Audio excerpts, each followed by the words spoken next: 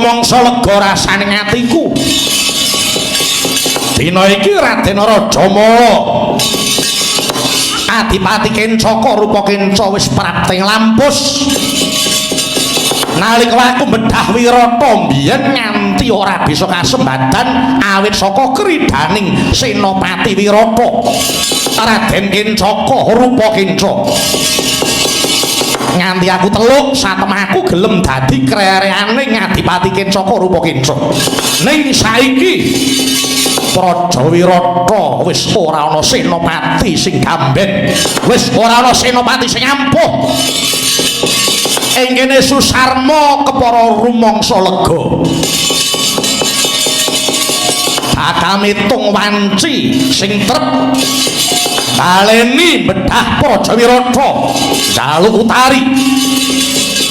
Nanging yen to aku mung ijen sing tanpa ruwan sepira kekuatanku. Susarma bakal njaluk sabyantu Kakang Prabu Duryudana wae.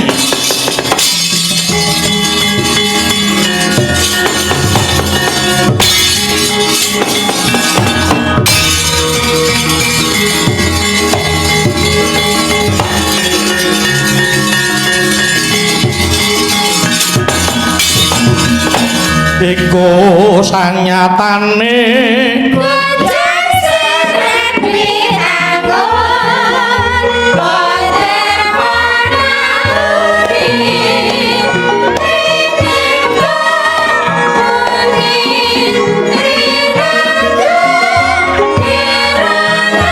lang-lang rarasing pamiyat rengganing Puratulya Sri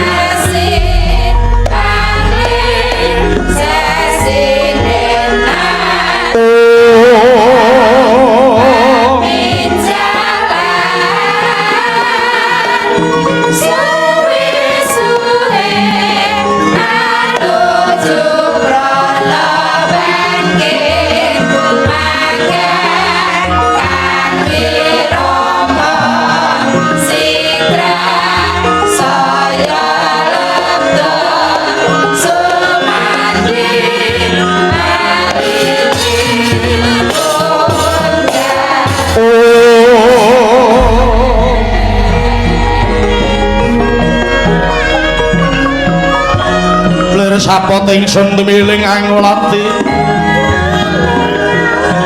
puspita metemindah kang warni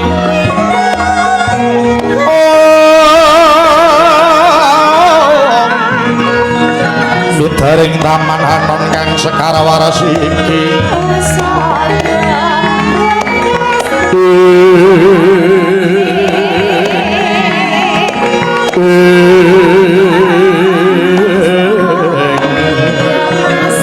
menyuting tias boyoko Catupra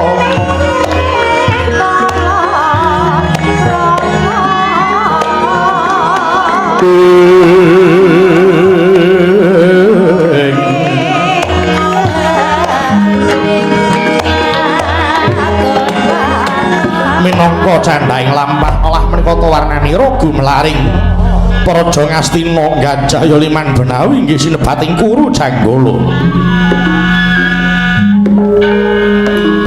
Anenggih wae ngasta songsong agung nagari Ngastina. Weneng den ucapna jejuluk Prabu Duryudana Suyudana Jaka Pitana. Ya Prabu Jayapitana Kurupati Sri Gendari Suta. Drestarstra Siwi Prabu Ganggarya Tripamangsah ya jejuluk Prabu Kurawendra.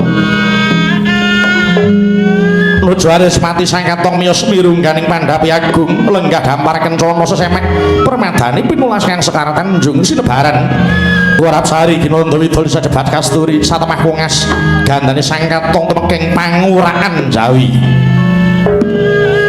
Ngambir hamlabar kang samya sumewa ketingal Anglengai jajar sang nata Ngastina nenggih Narpati Basukarna datan kantun Pati Harya Sengkuni ya Pati Harya Suman ing Jawi megambir amlabar kang samya sumewa tinindhian Raden Dursasana datan Pantara Dangu anampi dhateng Praptanira Narendra Trigarta Prabu Susarma mangkono Sang Prabu Duryudana Sigur Hamanem Brama ingkang katemben prapti.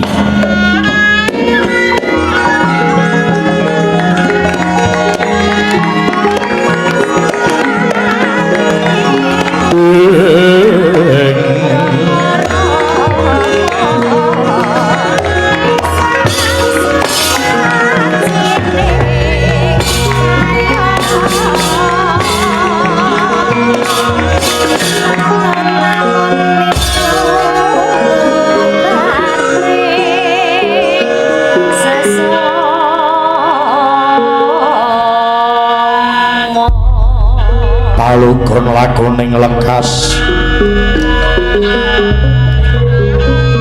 Ula kita linuding kidung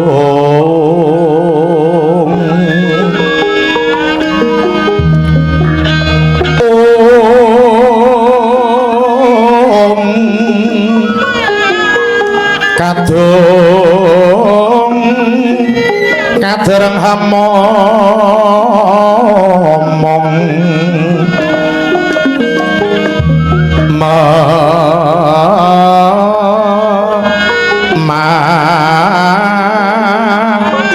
ngun manah rahayu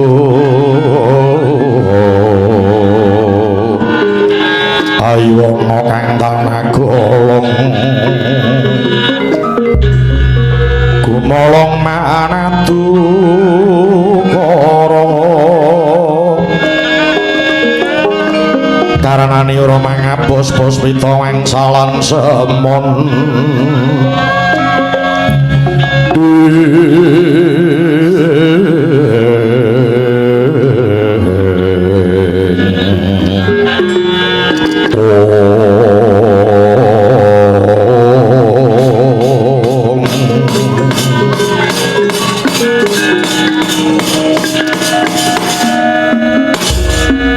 Lunamit pasang Kalimantabe tinebi ning Sikudenda sinaken ing Tirta Laksama Kakang Prabu Duryudana kula ingkang sowan Kakang Prabu Yai Prabu Susarma padha kanthi raharja praptanira Yai Prabu Trikarta nggih Kakang Prabu raharja sowan kula niskala mugi taklim kula katur paduka Kakang Prabu Ngastina iya wis tak tampa taklim saha kadang para siadi kepuripun Kakang mundhut katerangan ana parigawe apa dening katon semengko pengawak bojor praptanira ana siti inggil praja Ngastina kene lho kepareng matur Kakang Prabu sowan kula ing ngriki sepisan mertuwi kawilujengan paduka Kakang Prabu Duryudana Sakukuban Urmaos mongkok miwah bombong dene paduka pranyata tasih sinandhang gagas waras miwah kamulyan ingkang semanten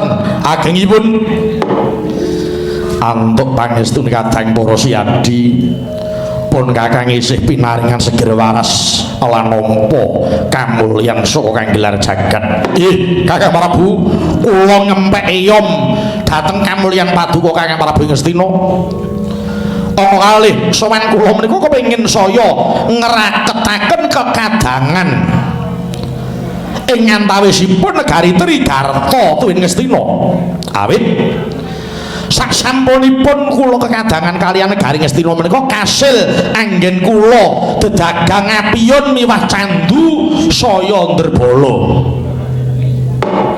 dene jangkep Triwigata sing perlu Kakang Prabu keparenga kula badhe gancaraken lelampaning kula sumerepi mangsa bodho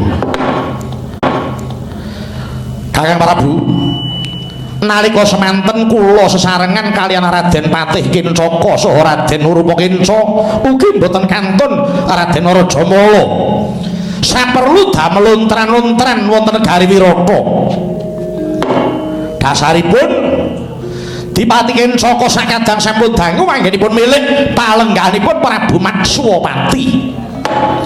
Pinten-pinten cara sampun kula tempuh supados enggal jebol beteng Wirata kadosta medal margining kabetan sandang tedha. Ing saben dintenipun kula grujuk kanthi regi ingkang mirah saking negari kula. Supados para among tani tuwin ingin sami pados sandang tedha wonten negari Wirata sami tuna anggenipun nyade sandangan dalah kasil tetanemanipun saha sampun kelampan kula risak budayanipun tiyang Wirata buktinipun ingkang nami tata krama welas asih ing Wirata sampun mujudaken barang langka lajeng malih racun candu sampun kula sebar waradin dumugi dusun ngadusun kalebet para lare tataran pasinaon dasar ugi sampun sami ngraosaken nikmating candu dalah apiyun dinten samangke Prabu Maksupati sampun ketagihan kaliyan ingkang nami main dadu Kakang Prabu dina iki Yang Maksupati wis kersa main dadu iya sampun ana dalah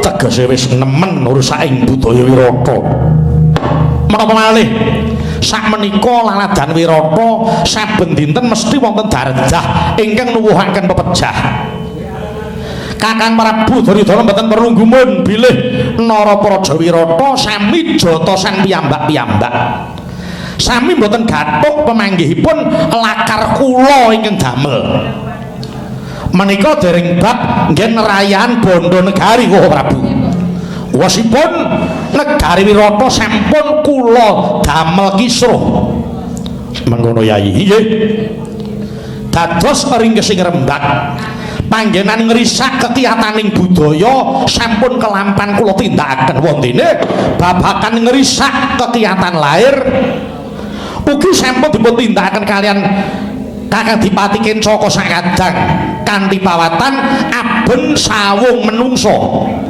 iya nalika semanten Raden Rajamala dipun aben kalian lari pejagalan namipun Nabilawa namung kawuning ngono piye Yai Raden Rajamala mesti menang merga dhewe wis kondhang kena lara uluputing pati kedahipun ngaten namung nyatanipun Raden Rajamala tuwin Raden Adipati Kencaka rupa kenca kelampan dumugi ning pejah Kakang waduh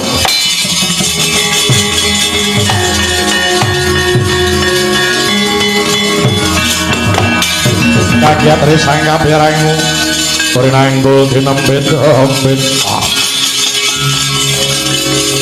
sangat maning bawono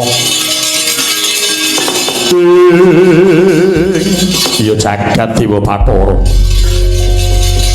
ora nyono Paman Kencaka sakadang bisa mati saka tangane wong pejagalan kok aneh temen lakoni banjur apa kekuatane tukang jagal bisa mateni Paman Kencaka rupa Kintalan Rajamala kula piyambak inggih gumun Kakang Prabu tiyang jagal menika anggenipun mejahi mboten mawi pusaka menapa-menapa mboten mawi gaman menapa-menapa nalika kula nyumur piningali anggenipun sami aben kekiyatan Raden Rajamala tuwin tiyang pejagalan kula saking katebian Raden Rajamala pejah kasoran yudanipun kalian ingkang nami Jagal Abilawa gumun kula menika lho ora nganggo senjata apa-apa namung mawi kuku walah dalah saking katebian ketinggal sanget kuku menika kok landhep sanget nyatanipun saged kangge mejahi Raden Rajamala tukang jagal oleh mateni Raden Rajamala ora nganggo senjata apa-apa mboten namung mawi kuku menika kula tingali kok ketinggal pandang sanget tur nggih landhep sanget wah elok sanget yang jagal menika tinggal sang wisateng awan molat sirilangening marga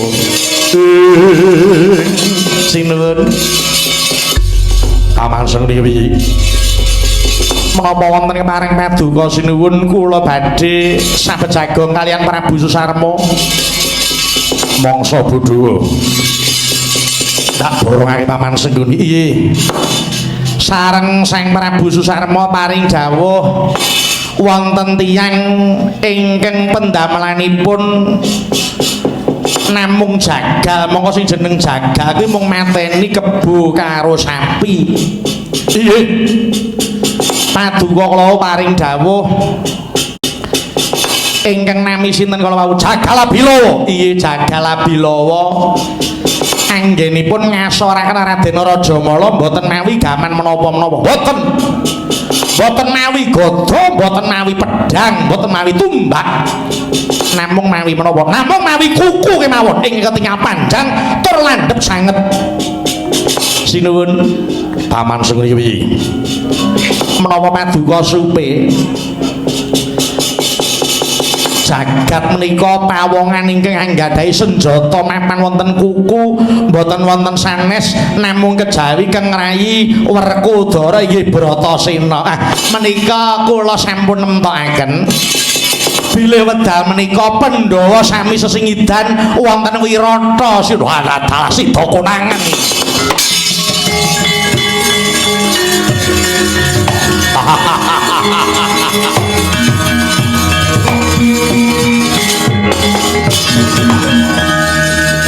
Saya cetha saya egla ndelika sing kepiye wae tinutupana gunung sapitu paribasane yen pancen konangan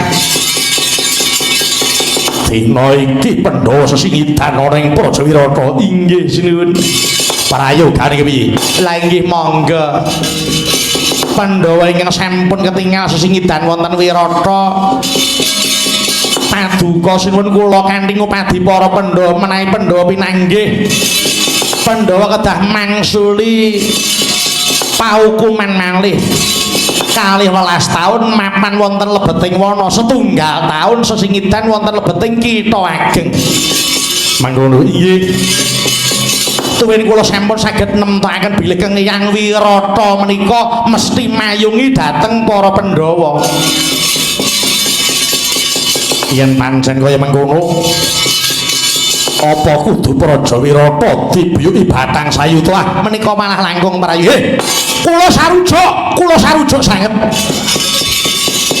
Kula sarujuk dasaripun kula menika sampun dipun wirang-wirangaken kaliyan Prabu Maksumapati. Kula sarujuk menawi Kakang Prabu Duryudana badhe ngebak wonten Negari Wirata. Kepareng Negari Wirata dipun rampit kemawon. Kula ngrampit saking sisih ler, paduka Kakang Prabu saking sisih kidul. Kula kinten Prabu Maksumapati sampun boten badhe saged ebah tumuli rubuh kamardikan Negari Wirata. Mangkono Yai Prabu. Iye. Kula sarujuk sanget. Monggo sampun ngantos kedangon paduka Kakang Prabu Duryudana enggal paring dawuh dhateng kadang-kadang paduka Sata Kurawa ngrampit Negari Wirata. Ya, yen kula aku sarujuk dina iki Praja Wirata dibuyuki Batang Sayuta. Mengko dhisik wayah Prabu. Leren aja mrungsung rasamu wayah Prabu. Ya telangan ninggalan Yuan Akbar bangga muntar tinang liraka koneng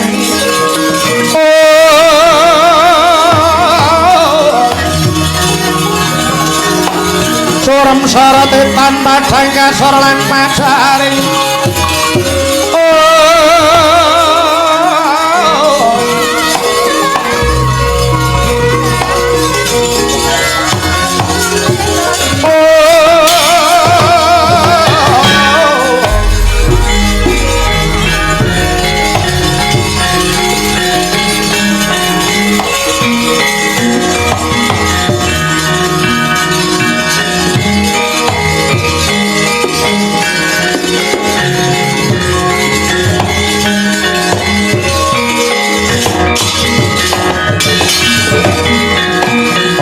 Griya mangun gonggang duhan rimang lirlena tanpa kanin